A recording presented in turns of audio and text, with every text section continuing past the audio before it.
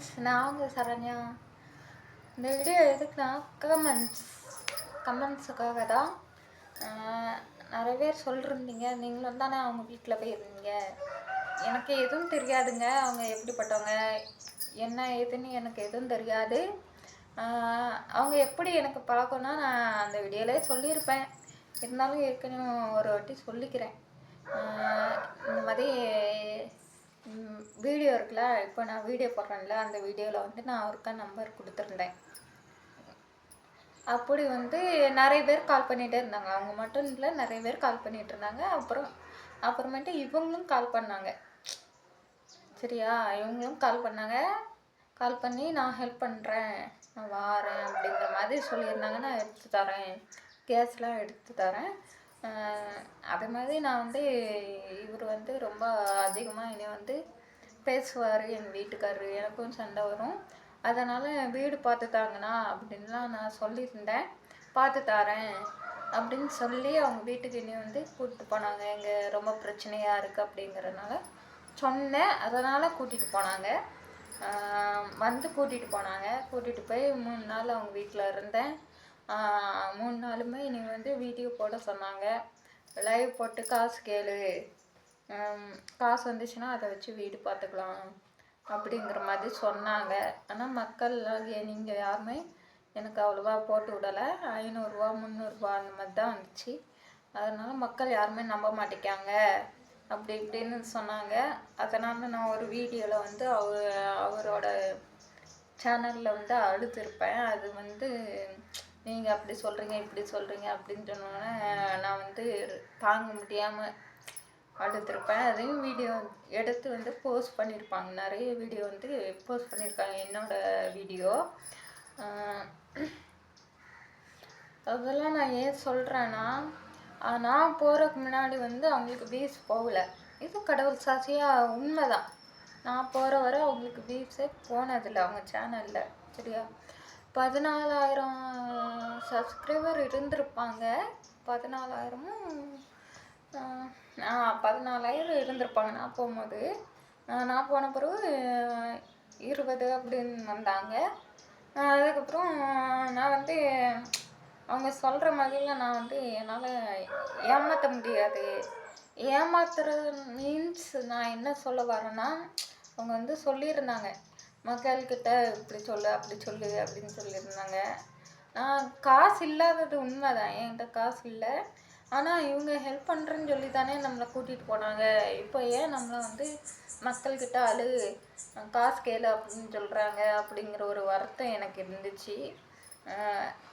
சரி, மக்கள் வந்து கொடுத்தாதான் நீங்கள் ஹெல்ப் பண்ணுவீங்களா, நீங்கள் இப்போ ஹெல்ப் பண்ணுங்கள். நான் வந்து யூடியூப்லேருந்து பணம் வந்தோன்னே நான் உங்களுக்கு தாரேன் அப்படிங்கிற மாதிரி சொல்லியிருந்தேன். அதெல்லாம் முக்கியம் இல்லைம்மா, மக்கள் உன்னை நம்பணுமே அப்படி இப்படின்னு சொல்லிகிட்டே இருந்தாங்க. அது எனக்கு சரி வர்ற மாதிரி இல்லை. அதுக்கப்புறம் அவங்களே சொன்னாங்க, நீங்கள் நம்ப மாட்டேங்காங்க, உங்கள் மாமனார் மாமியார் வீட்டில் போய் லைவ் போடுங்க. நைட்டே அனுப்பிவிட்டாங்க. அதை தான் நான் மறுபடியும் சொல்கிறேனே, நான் வந்து இந்த வீட்டுக்கு துரோகம் பண்ணலைங்க. அதை முதல்ல புரிஞ்சுக்கோங்க. புரிஞ்சுக்கிற தன்மை வேணும். சரியா, மற்றவங்கள வந்து இஷ்டத்துக்கே பேசிட்டு போயிடலாம். நான் வந்து எனக்காக ஒன்றும் நான் யூடியூப்க்கு வரல. நான் பிழைக்க முடியாத என்னால் ஒத்த ஆளா? என் பிள்ளை அங்கே ஒருத்தி இருக்கா, சின்ன குழந்த. அவள் என்ன தெரியாதுக்கு நான் விட்டுட்டு போனால் அவள் நல்லா இருக்க மாட்டான்னு எனக்கு தெரியும். உங்களுக்கு தெரியுமா? ஏதாச்சும் உங்களுக்கு தெரியுமா என் பிள்ளை எப்படி இருப்பா, என்ன பண்ணுவான்னு? அவளுக்காக மோசம் நான் அந்த மீடியாவுக்கு வந்தேன். மீடியாவில் என்னை கெட்ட பேர் ஆக்க பார்த்தாரு அவர். அதனால தான் நான் சொன்னேன் அவரை பற்றி. அவர் என் விஷயத்துலேயே இப்படி நடந்துக்கிட்டாரு. அதனால தான் என்னால் யூகிக்க முடிஞ்சது இப்படி தான் இருக்கும் அப்படிங்கிறத வந்து என்னால் யூகிக்க முடிஞ்சது அப்படிங்கிறத நான் சொல்கிறேன். நான் எத்தனையோ தடவை நான் சொல்லியிருக்கேன் அந்த அண்ணனுக்கு, இப்படி பண்ணாதீங்கன்னா, மக்களை வந்து ஏமாற்ற வேண்டாம், எது உண்மையோ அதை சொல்லுங்கள் அப்படின்னு. இதுதான் உண்மை அப்படின்னு என்கிட்டே என்னையே ஏமாத்தினாரு. நான் உண்மையாகவே நான் திவ்யா கல்யாணம் பண்ணிக்கிட்டேன் அப்படின்னு என்னையவே என்கிட்டயே சொன்னார். என்கிட்ட கூட உண்மையை சொல்லலை கண்டன்ட்டு அப்படின்னு. என்கிட்ட சொன்னால் நான் வந்து சொல்லிடுவேன் அப்படிங்கிறத வந்து அவங்க நினச்சிருக்காங்க. அதனால் சொல்லலை அவங்க என்கிட்ட. அதெல்லாம் விடுங்க. நீங்கள் வந்து புரிஞ்சிக்காமல் பேசுகிறீங்க. நான் கூட இப்போ கூட வந்து மாமா மாமு அவங்க வீட்டில் போய் இருந்தேன். அவங்க ஒரு யூடியூப் சேனல் வச்சுருக்காங்களே, அவங்க வீட்டில் கூட தான் இருந்தேன். அப்படி நான் துரோகம் பண்ணுறதா இருந்தால் அங்கேயும் தானே நான் சொல்லியிருக்கணும். ஏதாச்சும் ஒன்று சொல்லியிருக்கணும்ல அவங்கள பற்றி. நான் எதுவுமே சொல்லலையே. நீங்கள் ஏன் அதை வந்து யோசிக்க மாட்டேங்கிறீங்க? அவங்களும் தான் இருக்காங்க. அவங்கள பற்றி நான் எதுவுமே சொல்லலையே. ஏதாச்சும் ஒரு இடத்துல நான் சொல்லியிருக்கேனா அவங்கள பற்றி? ஒரு விஷயம் நீங்கள் சொல்லியிருங்கண்ணே.